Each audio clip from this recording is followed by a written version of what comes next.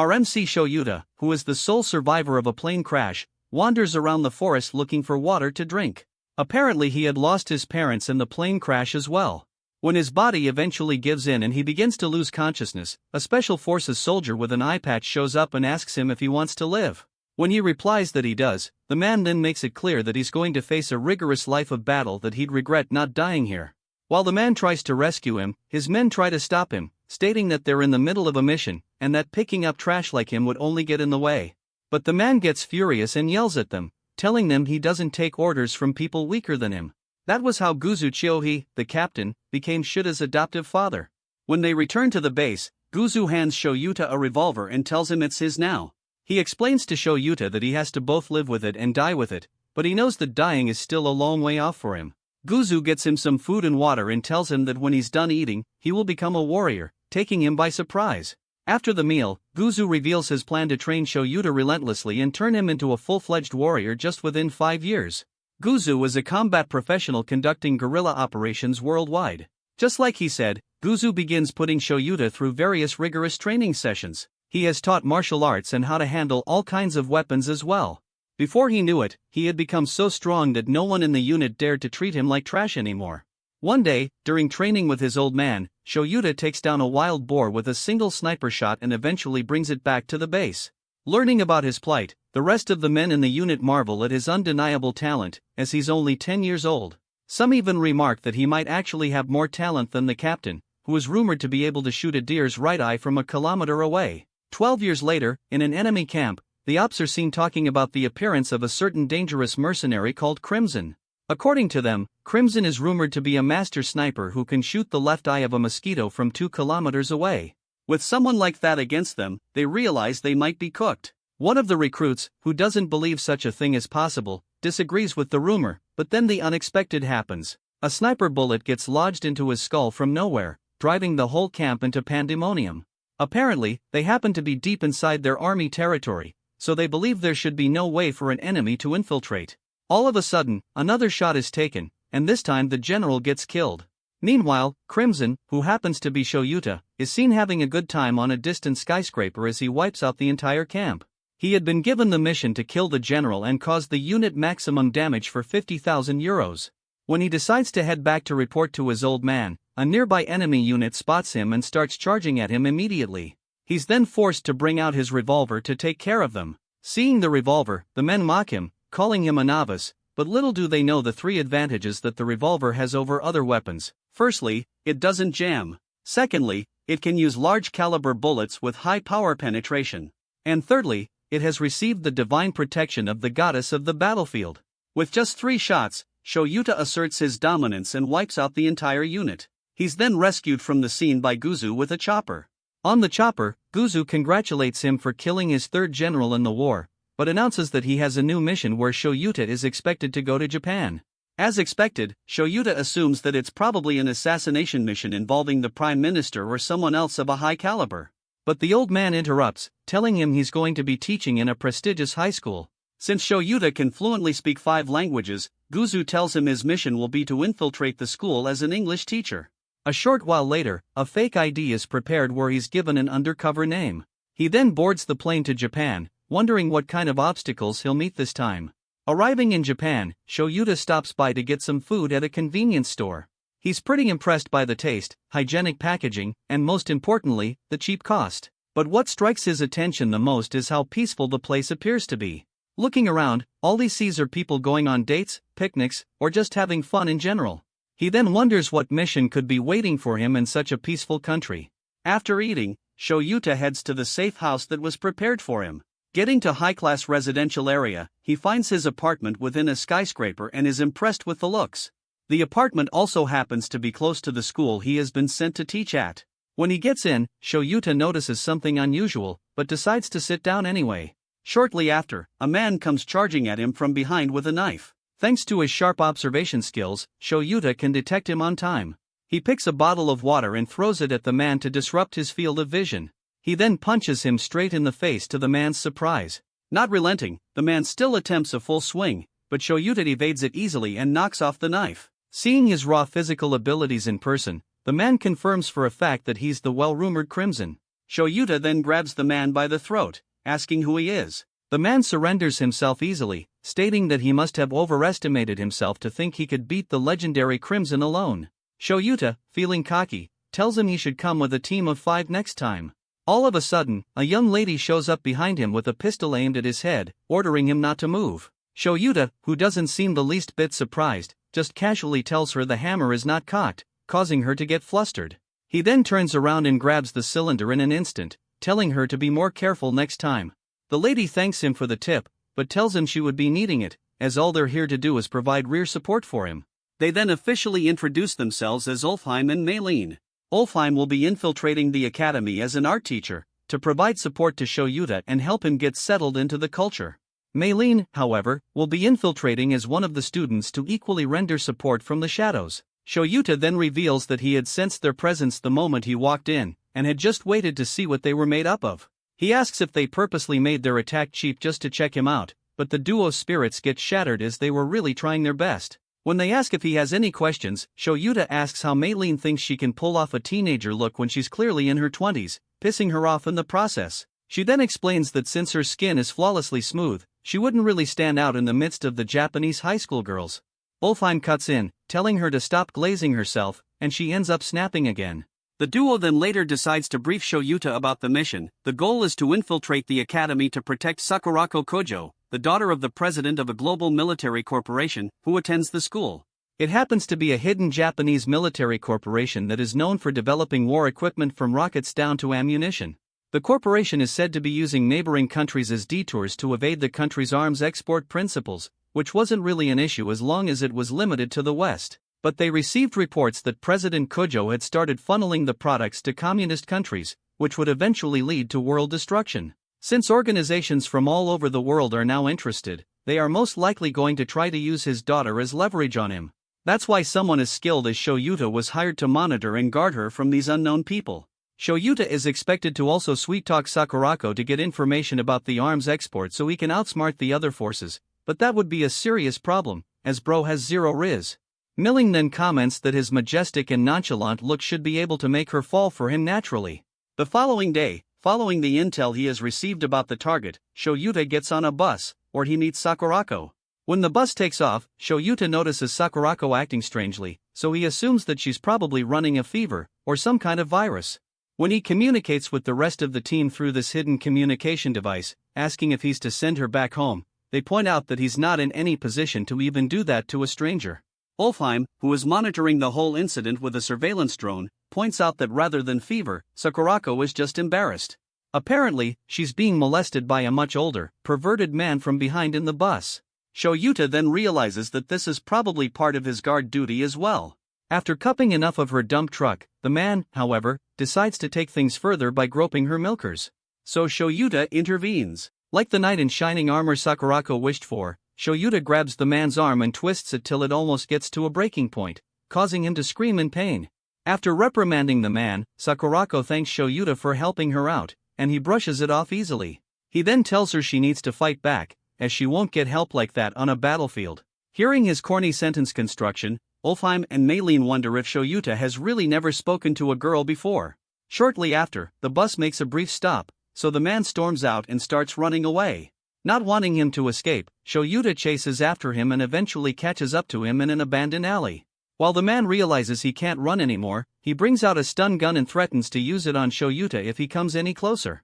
To his surprise, Shoyuta grabs his hand before he realizes it and slams him into the ground in less than a second. He then tells Ulfheim to contact the police. Ulfheim seems against the idea, as they're meant to be undercover, but when Shoyuta reminds him that he's an assassin, he agrees to it. After taking care of the issue, Shoyuta arrives at the school and realizes how much time has passed. Since he had been delayed intensely by the police after handing over the molester, there was nothing he could do about it. Ulfheim instructs him to report to the principal immediately, but is completely blown away when he finds out that Shoyuta doesn't even know what a principal is. Since he was raised by South American guerrillas, he never attended anything resembling a school. However, Malin, who is already settled in her class, explains through her own discreet communication device that a principal is like a colonel in the school setting. Hearing that, Shoyuta realizes how important such a person must be. He heads over to the office immediately to introduce himself officially. When he gets there, he's quite surprised, as the person he meets doesn't seem like a colonel in any way. The principal welcomes him warmly and remarks on his good looks. While Shoyuta tries to figure out what skills the principal specializes in, the old man reaches into his breast pocket for something. Shoyuta immediately assumes the worst, so he reaches for his gun as well. Thankfully, Ulfheim and Malin can stop him in time from causing huge havoc. From his pocket, the principal brings out a Japanese business card, which he hands over. Shoyuta accepts the business card wholeheartedly, as the principal introduces himself officially to him. He equally introduces himself and apologizes for coming late, but the principal tells him not to worry about it. Shoyuta is quite surprised at the old man's benevolence, because back in the military, an offense that grave would lead to a court-martial. The old man then explains that he received a report from the police about the situation he handled, so he commends him for his brave act. He then assigns Shoyuta as the assistant homeroom teacher for Class 2B, which Sakurako and Malin happen to be attending. While leaving the office, Shoyuta accidentally refers to the principal as Colonel, taking the old man completely by surprise. On his way to the classroom, Ulfheim is forced to confirm that the only weapon on Shoyuta is his revolver. When Shoyuta finally arrives at the class entrance, Malin instructs him to come in and ensure he acts like a teacher. Shoyuta then opens the door and prepares to face an obstacle he has never faced before: students. Walking into the classroom, Shoyuta draws the attention of the students for so many reasons. While the girls fawn over his aura and good looks, the boys, however, are visibly disappointed because the teacher turned out to be a man. The girls immediately start bombarding him with questions ranging from his favorite food down to the kinds of women he dates. Malin knew Shoyuta was going to be popular with the students, but even she didn't expect this level of attention. Thankfully, Sakurako, the target, happens to be among the girls fawning over him. When Malin finds out, she discreetly communicates about it, telling him to find a way to use it to their advantage. But before then, Shoyuta still has to introduce himself to the students. Facing the students, Shoyuta talks with a very calm voice, introducing himself as their assistant homeroom teacher and new English teacher. He also specifically mentions that he can speak 5 different languages, asking whoever is interested in learning to come see him during break time. As expected, the girls give in to his charm, openly expressing how much they like him. Meanwhile, a male student who happens to be infatuated with Sakurako is seen beaming with jealousy at the sight of her blushing at the new hot teacher. The homeroom teacher seems quite impressed by his qualifications as well. When she asks what his hobbies are, Shoyuta thinks about sniping, but he knows he can't say it. He then states that his main hobby is weight training, striking the students' interests even more. However, one particular chopped male student burns with so much hatred and jealousy.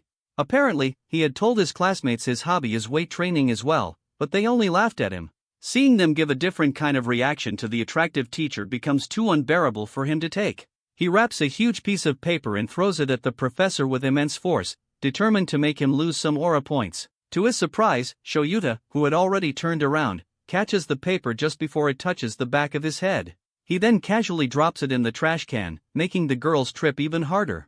During the break period, the girls scatter around the school in search of Shoyuta but can't seem to find him anywhere. Like the other students, Sakurako also wants to talk to Shoyuta, but for some more personal matters. When Mylene finds out about this, she contacts Ulfheim, asking to know if he has surveillance on Shoyuta, as she equally can't find him. After searching for a while, Ulfheim finds him, but not in a peaceful condition, so he alerts Mylene about it. Both of them then rush to the location to find out what is going on. Meanwhile, behind one of the buildings in the school, Shoyuta meets up with one of the students, who had invited him out to discuss matters about Sakurako. Seeing the student with a baseball bat, he gets confused and asks if the student is in the baseball club. Pissed, the student replies that he's in the go-home club. Clueless as ever, Shoyuta gets even more confused as he asks if such a club really exists, causing the student to lose more patience. The student then tells him he doesn't like him because of the way Sakurako looks at him, mesmerized. Shoyuta replies that he doesn't know how she sees him, but he'll be taking his leave as he has no intentions of playing baseball. Just like that, the student snaps and charges at him with the bat, openly declaring his intentions of bashing Shuta's head in. When he takes the first swing, Shoyuta dodges it easily and tells him he's out of range. The student gets furious and takes a couple more swings, but Shoyuta keeps lecturing him on how to swing properly as he evades them. He eventually gets tired of playing around, so he knocks the student out with a gentle palm to his forehead. Ulfheim and Mylene then arrive at the area and are shocked to see that, apart from the previous roller coaster of events, Shoyuta has also beaten up a student on his first day. Shortly after beating up the student, Shoyuta carries him on his shoulders to the school infirmary. Walking through the hallways, the present students are astonished to witness what's going on. Some of the students identify the student as the delinquent from Class 2B and assume that he probably got hurt while messing around. However, the female students around wonder who the hot teacher is. Ulfheim and Maylene, who accompany him, try to downplay the whole situation, announcing to the students that the delinquent simply fell and passed out.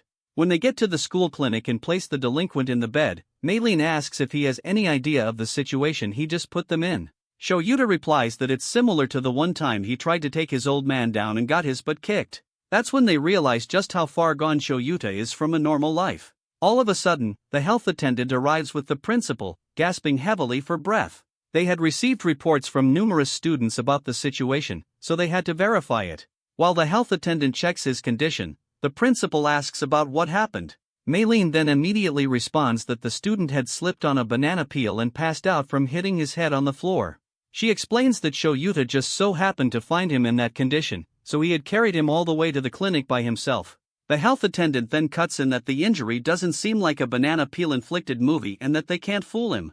The geezer begins a boring game pep talk about how he has been a nurse for 40 years and how he also happens to have a black belt in karate. He then concludes by stating that the student appears to have been hit with a palm strike by somebody. He turns to Shoyuta and straight up accuses him, as he looks like someone with martial arts knowledge. The principal, however, is in utter disbelief, hearing the accusation, but he patiently waits for Shoyuta to deny it. The geezer, however, then presses on telling Shoyuta to confess before the student wakes up. Seeing how badly things are turning out, Maylene discreetly communicates with Shoyuta, telling him this is not the time to be calm, as he could really get fired if the truth comes out. However, Shoyuta simply responds that there's no need to panic, as he knows it won't turn into a major event. Besides, he believes he'll still be able to protect the target, even if he gets fired. Suddenly, the student wakes up screaming and checking if he's still alive. He then shortly recognizes the environment as the school clinic. When the health attendant asks if Shoyuta was the one responsible for what happened to him, he considers exposing him, but decides to keep quiet for some reason. The old man interprets his silence as intimidation, so he proceeds to call the police to report the case as assault, but to his surprise, the student stops him. He then tells him he sustained the injury from falling and that they shouldn't make a big deal of it. The attendant believes he's lying, so he tries to press further, but the student snaps and calls him a toothless old geezer, asking him to mind his business. As expected, the geezer's anger gets taken away from the actual incident and targeted at the student's rudeness. While the delinquent walks past Shoyuta, he whispers that he's going to make him pay for what he did to him. Thanks to the delinquent's unruly behavior, the team manages to clear the air, so they get to leave scot-free. While they head out, Shoyuta casually mentions how similar delinquents are to mercenaries in the aspect of upholding their reputations. He had taken a gamble on the fact that the delinquent wouldn't want news to get out about him getting ragdolled by a new teacher in school. Hearing this, Ulfheim and Maylene are pretty impressed as they confirm that Shoyuta is indeed no ordinary mercenary. The team then decides to resume their duty of protecting their princess. On their way, Maylene makes a corny joke, likening their mission to the Mario Brothers, but as expected, Shoyuta doesn't get it. Meanwhile, a suspicious student is seen stalking Sakurako while thinking to himself that all he has to do is capture her and then the world can be his. The team eventually finds Sakurako changing her shoes in front of the school locker room, so they realize she's about to head home. Ulfheim, however, voices out his concerns about the Japanese unusual culture of switching shoes when the school clearly has cleaners. But Maylene teases him about it, calling him ignorant. Both of them then get into a squabble as they begin calling each other names. While Sakurako heads out, Shoyuta notices something unusual, so he orders Ulfheim and Maylene to freeze. He then points out the fact that while the other students are leaving, a particular student seems to be standing still in the locker room. Worse still, he's standing directly behind Sakurako's shoe locker. Meanwhile, the student is seen setting up a peephole under the locker so he can take pictures of Sakurako without anyone getting suspicious. While Shoyuta tries to call out to him, the creepy student picks up her indoor shoes and begins to sniff them like his life depends on it. Seeing this, although Sakurako is still suspicious, the other two understand the situation, so they ask him to leave the student be. They explain that the student is simply a pervert, popularly known in Japanese as a hentai. As expected, even though the term hentai has now become a globally understood term, Shoyuta still has no idea about it. While the strange student sniffs the shoes, he imagines himself in a kinky situation where Sakurako is a dominatrix, and he's her slave. Ulfheim explains to the puzzled Shoyuta that there is just a set of mentally derailed people who steal people's stuff and use them to fantasize about them without actually talking to them. Shoyuta, however, refuses to believe that someone that weird exists. He believes the kid has a motive, so he makes up his mind that he's going to interrogate him directly. When Shoyuta leaves, Maylene wonders if he's going to be okay, but Ulfheim asks her to let him be, as he needs to experience stuff like this to understand the world better. He then instructs her to go after Sakurako and try to befriend her to make things easier. Maylene then takes off, leaving Ulfheim to handle the situation with Shoyuta so it doesn't get out of hand. While the creepy student walks home, staring at shots he took of Sakurako earlier, Shoyuta shows up behind him in a disguise and puts a plastic bag over his head. He then instructs him to cooperate with him, as long as he wants to make it out alive. The student cooperates, so Shoyuta takes him into an abandoned warehouse, where he straps him to a chair. He then questions the kid rigorously, asking what organization hired him, while threatening him with a piece of broken glass. The kid seems completely clueless, so Shoyuta lists out a series of well-known organizations, asking which one he belongs to. He then tells the kid that he has killed members of all the top-secret organizations, and that he won't be an exception if he keeps trying to harm Sakurako. Terrified to death, the kid immediately explains that he's not trying to harm her in any way, but Shoyuta still doesn't believe him. He accuses the kid of trying to add some poison or explosive compounds to Sakurako's shoes when he was toying with them earlier. But the kid explains that there's no way normal civilians can get stuff like that in modern-day Japan. Still, Shoyuta decides to take his interrogation to the next level. He tells the boy that he's going to peel the skin of his neck, and that if he flinches then he's an agent targeting Sakurako, but if he endures it, then he's a high-guts agent with deeper intentions towards her. Hearing his condition, the boy, who was already drenched in bodily fluids, starts to panic even more. Shoyuta then fakes an attack towards the kid, causing him to piss himself and pass out. From his reaction, he can confirm that the student is not an agent. Shortly after, Ulfheim walks in and thanks Shoyuta for holding himself back from actually attacking the student. They take the student to a bus stop and leave him there to regain consciousness as they leave. They both then head over to resume Sakurako's protection. Meanwhile, Malin catches up to Sakurako and pretends to be headed her way, but little do they know there's a professional sniper awaiting orders to take a shot at Sakurako. Upon spotting Malin approaching Sakurako, the sniper, who doesn't want to mess up his mission, decides to wait for the perfect shot at his target. Malin, on the other hand, who is oblivious to what's going on, chats with Sakurako, asking about makeup and whatnot. She introduces herself as a foreigner currently studying in Japan. When she hears that Japanese schools don't allow makeup, Malin gets pissed, and she attacks the schooling system for being strict. She then mentions how students overseas can dress and act the way they want and even smoke. Sakurako is stunned by the level of liberty other students have. Unknown to her, she's at the edge of the walkway, so she loses her balance and nearly falls to the road where an incoming vehicle is fast approaching. Thankfully, Ulfheim shows up and saves her from being run over. As a result, Ulfheim gets drenched from the puddle the car had splashed, but he doesn't mind as long as Sakurako is well. Shocked, Sakurako thanks him and apologizes for getting his shirt drenched. To her surprise, Ulfheim winks at her and calls her a princess who almost got her clothes ruined. Sakurako quickly clarifies that she's no princess, but Ulfheim insists that all women are, according to God's decree during the 7 days of creation. He holds her hand and tries to plant a kiss. But Malin, who has been watching him sim over Sakurako, snaps and knocks him out like Chun-Li in Street Fighter. She immediately tells him that kissing someone on the hand isn't allowed in Japan. She attacks Ulfheim's origin, and they argue like cats and dogs. After watching them throw words at each other, Sakurako calls them a funny bunch that bicker like brothers and sisters. The assassins then talk to each other, and Malin learns from Ulfheim that someone had tried targeting Sakurako. Meanwhile, on the rooftop, the sniper has his sight locked on Sakurako, but Shoyuta shows up and blows his brain out. Shoyuta then wonders who they are and if they want to capture Sakurako. Later that night, in Sakurako's room, Kane, Sakurako's maid, sees Sakurako sighing over and over, so she asks the girl what the matter is. Sakurako is immediately flustered, but Kane reminds her to call her by name as her dad had instructed. Sakurako hesitates and does as told, and the angry maid finally calms down. Kane then reminds the girl that she should not forget her pride as the daughter of the Kujo family. The family has been a noble one that has existed since the Heian era. After being scolded, Sakurako asks Kane if she has ever been in love. It takes Kane a while to understand what Sakurako meant, but when she does, she tries talking about how being a part of the Kujo household affects relationships. Sakurako immediately denies being the one in love, but to her surprise, Kane tells her there's no family rule forbidding falling in love with a commoner. Kane tells her that, despite being a maid of the Kujo family, she's a woman first and foremost, and she is an ally to all ladies in love. She holds Sakurako's hands and makes a pinky promise with her while telling her that she supports her decision. Sakurako rejoices after getting an ally but doesn't hear Kene speak about how the gentleman she expects Sakurako to be in love with is reasonable. The gentleman in question fires some shots at dummies in a practice arena, and it all hits the bullseye. Malene checks the dummies and sees the shots are skewed towards the left, so she asks why it is called a bullseye.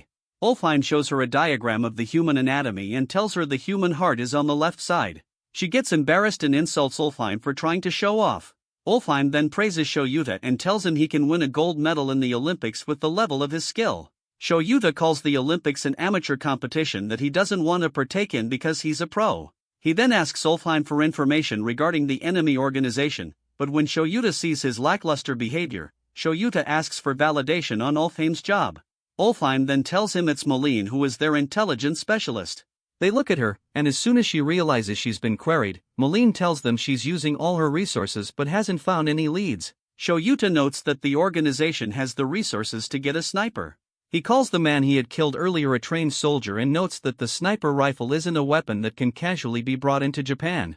He goes through the photos and notes the weapon's name, the year it was made, and the country that produced it. Ulfheim notes that if it involves a Dragunov, they'd know who was behind it. Malene takes out an axe and calls him an idiot, because no one sane will walk around the street with a bloody axe. While they bicker, they all conclude that they can't smoke out the organization based on the weapon's origin, and because of that, they can only react to their moves. Shoyuta turns on the CCTV footage while telling his assistants that they have to continue guarding Sakurako and wait for contact from the last boss. They agree with him, but Ulfheim freaks out after seeing Sakurako changing her outfit. He feasts his eyes and thanks his stars, but suddenly the TV goes off. That's when he sees Malene holding a pistol and glaring daggers at him. Ulfheim tries to calm her down, but she tells him she's practicing her marksmanship. Immediately, bullets whiz through the air and Ulfheim dodges for his life. While the two are at it, Shoyuta thinks about how his adoptive father gave him this unclear mission. Unlike other missions, which didn't require much processing power and had clear objectives, the current one's goal is extremely vague. Shoyuta wonders if all he has to do is just to protect Sakurako, but his troubled mind thinks there might be more to it. Meanwhile, elsewhere, a military squad completes its suppression mission. While the members celebrate, a curious fella amongst them goes looking for the last boss inside the building, and when he sees him, he's confused when he sees the old man staring at the sky. The soldier then speaks to his commander, saying he's lost in thought, and the last boss tells him that he was wondering if the same night sky he's looking at is connected to Japan. That same night, Shoyuta had a dream about his past, how he was raised by his adoptive father after being found almost at the point of death and trained harshly till he became a pro. By the time Shoyuta had become an adult, he had earned the name Crimson, which was a result of the blood he made his opponents shed during missions. Back then, Shoyuta dominated the battlefield with crimson flames, and now he fears that the same flames might one day burn him to ashes. The next morning, he wakes up unclad and decides to do some light workout. Unfortunately for Ulfheim, he walks right into the room without knocking, and as a result, an unforgettable image gets burned into his retina. As he tries to forget what he had just seen, Ulfheim says he'll need to go on a date with 6 different ladies to cleanse his eyes. As Shoyuta dresses up for school, he asks Ulfheim if he's good at such a mission, and Ulfheim brags about being able to complete it within a day. Curious as to why Ulfheim entered his room, Shoyuta asks Ulfheim why he's around, and Ulfheim latches onto him before saying that he was worried about him due to the night and day difference between war in Japan. He then urges Shoyuta to eat breakfast with him before they head to school. Shoyuta agrees and heads to school after a couple of minutes. In the classroom, he reads an English novel to his students, but the females fawn over him. Meilin sees how bright red Sakurako's face is, so she calls her cute. Meanwhile, one of the male students, named Hideki, gets pissed at Shoyuta for getting the girls to fall for him.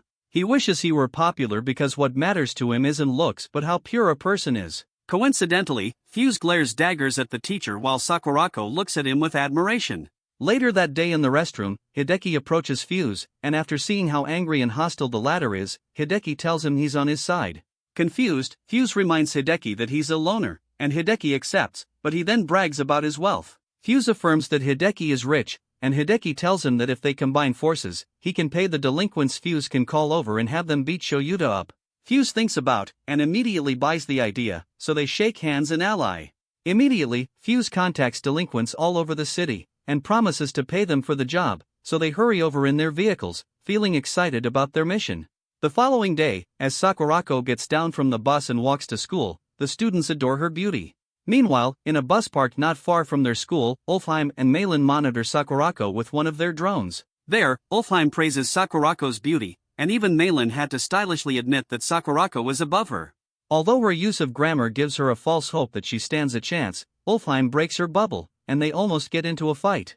Confused, Ulfheim asks why Sakurako acts carelessly because by all standards, she's supposed to be guarded and not walking alone to school.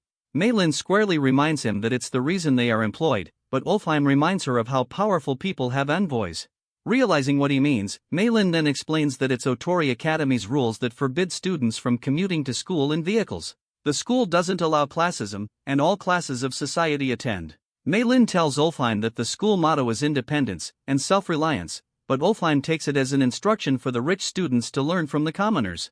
Malin then continues by explaining that Sakurako's dad initially wanted his daughter to attend an all-girls school till university, but the young lady insisted on going to Otori. While watching Sakurako, Ulfheim says she captivates every man around her by walking. Malin then tells him it's the same for Shoyuta. They watch Shoyuta walk to the school and see as many girls fawn over him. Ulfheim stares at the two popular figures and says they could have been a royal couple had they been in a different time. Malin partly agrees, but then notes that trouble always looms whenever a prince and princess fall in love. She instructs Ulfheim to point the drone's camera ahead of Shoyuta, and when he does that, they see Fuse with a group of delinquents standing in Shuta's way. Fuse mockingly greets Shoyuta, but Shoyuta casually replies. The boy gets pissed at his teacher's behavior, but it still stands as a hindrance. Malin and Ulfheim, who observe through the drone, indirectly call Fuse a caveman for showing up with reinforcements after Shoyuta had previously floored him. Ulfheim then tells Malin that there's a problem, and it is that numbers don't matter before the legendary Crimson. Since Shoyuta got the message, he pulls off his tie and asks Fuse to follow him somewhere quiet. Fuse agrees, and they go to the riverbank. There, Fuse cockingly declares that they outnumber Shoyuta 20-1. He believes Shoyuta doesn't stand a chance due to the difference in numbers, so he gives the teacher the option to cry and apologize, and that way he may be spared. To their surprise, Shoyuta gives them the same condition and then reminds them that he wishes they didn't fight because he's their teacher. They laugh at him and conclude that Shoyuta isn't good at math. With 2 words, Fuse orders the delinquents to fight Shoyuta. They immediately rush at him, but he folds them and whoops them like it's a walk in the park. The others get terrified as he perfectly knocks down their comrades. They say Shoyuta isn't human, but Shoyuta assures them that he is. But he was simply trained on the battlefield. As he strikes most of them down, the others panic and yell that they weren't informed beforehand about how strong Shoyuta was. Fuse gets mad at them for failing to take down one man, so he yells at the bikers to run Shoyuta over. One of the delinquents immediately starts his bike and charges right at the English teacher. Well guys, that's the end of the video. If you like this video, comment part 2 in the comments section. Also subscribe to the channel. Hit the bell and like the video. Thank you for watching and see you next time again.